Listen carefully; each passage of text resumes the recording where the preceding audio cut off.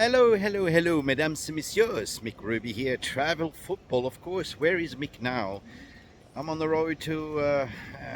I'm on the highway to hell, like Manchester United in the transfer window, by the looks of it. But anyway, we're here to talk about no OSIMHEN. Fake news, fake news, fake news. Was it the agent flabbergasting the fans? Gaslighting it? Was it? Was it really? Was it him using the overall fan base excitement to say that the Turkish media and everyone else to say that Victor Osimhen prefers to have a move to Manchester United, personal terms has been agreed, yada yada yada yada. On the other hand, we've seen that DELAP, or whatever his name, it's been linked to Manchester United, and this is something that Wilcox wants to do. And if you actually look at it in isolation, Wilcox used to sort of manage him at the City Academy. Amorim wanted him at Sporting, and the kid has something in his locker. It fits the system. When I actually analysis, when I studied, it fits the system. He's so good off the ball. He's very good at pressing, and he can create out of nothing. I think he scored about 14, 15 goals in Ipswich in his relegation. So that works if you don't add on like a Matteus Cunha to play behind him as well. And if you add on an Edison, a dynamic engine, it's got a reserve engine as well in the midfield as well. And if you add on more wingers than wing backs that actually can attack as well, that would be very potent. I mean, I can understand the notion that you're paying 30 million plus agents fees and everything else for an upcoming potential Harry Kane, next Harry Kane, and I can take that. But what if let's play hypothetical speak, if Man United are winning Europa League and enters into the Champions League, is Liam DELAP the answer? Well, that begs the question. We don't know. The thing is that if we do win, Europa League and come into the Champions League, we get 100 million, right? And that means that we can then go and buy a DELAP and a more senior striker. But I think it's coming down to money, money, money, money. And I think that Victor Osimhen wants money, money, money, money. And that's why he's been linked to the Saudi leagues, not 2 years in consecutive row. Footballer's career is short. It's 26. Of course, he wants a payday. And we can only speculate that, maybe what if he breaks a knee, or, has a career-ending career. So at least he's got money coming into the bank. Man United not willing to offer him those wages, but the return on investment is goals, goals, goals, goals, goals, goals. Not Paul Scholes that sits there as a pundit, but goals, right? We know that Arsenal are kind of looking at Gyökeres. They're in advanced talk, and I think that at the end of the day, Ruben Amorim doesn't have much say in terms of recruitment, because this is Manchester United's new recruitment policy. You have Vivel, you have Wilcox, you have Omar Barada, and they sit and decide the style of play and what kind of players fits the system. And at the end of the day, they will service Amorim to say, look, here's our shortlist, and this is cheap. Liam DELAP is cheap. But if you did manage to convert Victor Gyökeres, who was kind of like Liam DELAP, to a goal-scoring machine, and we are pretty confident that this profile will fit you, and you can transform him into a next Gyökeres. I'm just a little bit, I don't know, I like DELAP, but like any other fan, I'm just saying, like, well, I looked at this season and we're not really scoring goals, right? But when I think about it, like, Man United wants to complete this deal as soon as possible, according to Ornstein, according to everyone else that's reporting it. And by the way, Ornstein was saying that Gyökeres most likely to Arsenal, that Osimhen has got no links to Man United. So when these respected tier 1 journalists coming out and say that, then you kind of think that, oh, well, are they getting briefed straight from the club to say, you know what, we will go for DELAP because that's the secure solution. Ipswich is going to get relegated. They demand 30 million.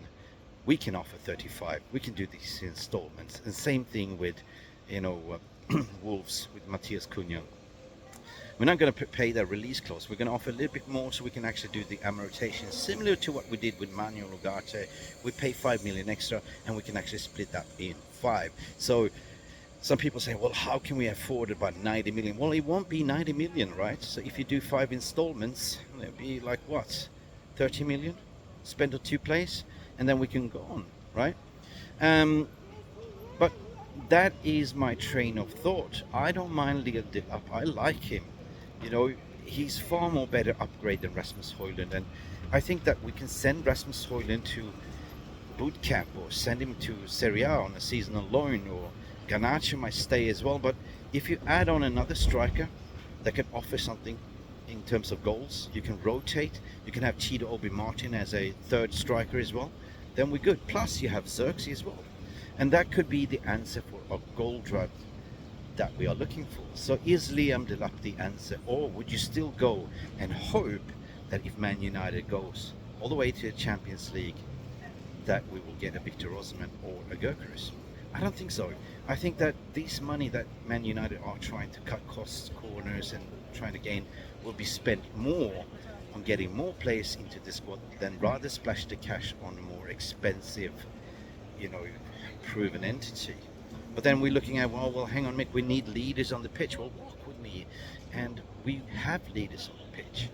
If we're looking at the back line, I mean, the reason why Heaven is performing well, the reason why Patrick Dorgo is kind of not really performing well, is because there's no senior player for Dorgo to look up for. Because, hey, you know, Luke Shaw's been injured. But the back line, the centre backs, they have the development in terms of senior players such as, Harry Maguire, you have Lindelof, you have also, who do we have here? Oh, well, anyway, that you see my point. But if you look at the strikers on top, I mean, who is leading the line in terms of seniority? We have 22-year-olds. So getting a DELAP will be potentially another development project.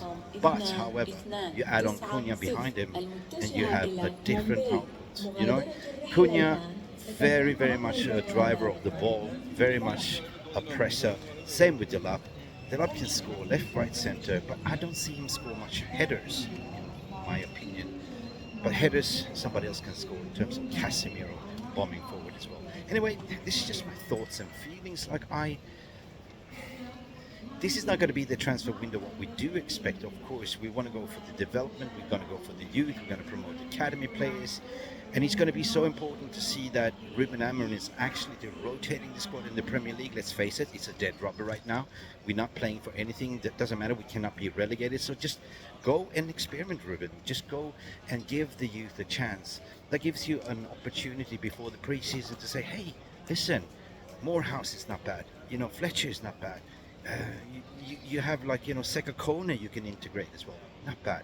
And that means that you can go into the summer, with a preseason tour, and you know that these players can step up to the team, and potentially you don't have to spend that much money. But still, we don't know.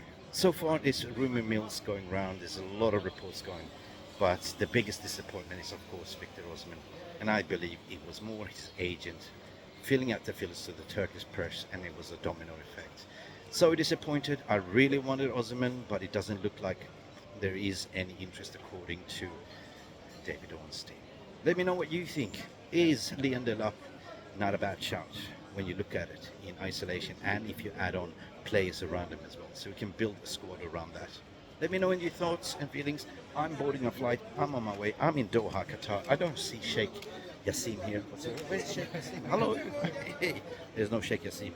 So we are who we are. We are stuck with Ineos, and this is a summer where we fans can judge Ineos based on what they do in the summer window.